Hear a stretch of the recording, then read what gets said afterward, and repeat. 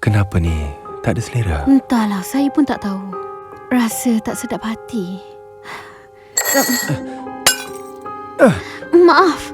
Tak apa. Dalam hidup lepas, sebelum kemalangan, saya ingat yang masa makan, saya terjatuhkan mangkuk ni.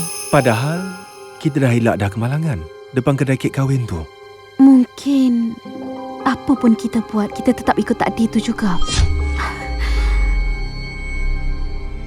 Betul.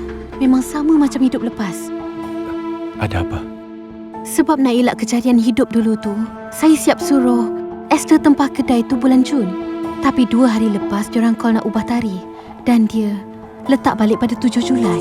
Hari yang sama awak mati dalam kehidupan lepas. Masa tu, Ling Xiao Yue tolak saya ke tengah jalan. Kita dah tukar tarikh kahwin, kita dah tukar laluan. Tapi semuanya sia-sia. Biar saya suruh Vincent batalkan je terus. Kita cari kedai kek lain, ya? Tak payah tukar. Kenapa pula? Kalau pusingan takdir tu memang akan berlaku, kita hadap je dan bersedia. Okey, saya ikut awak.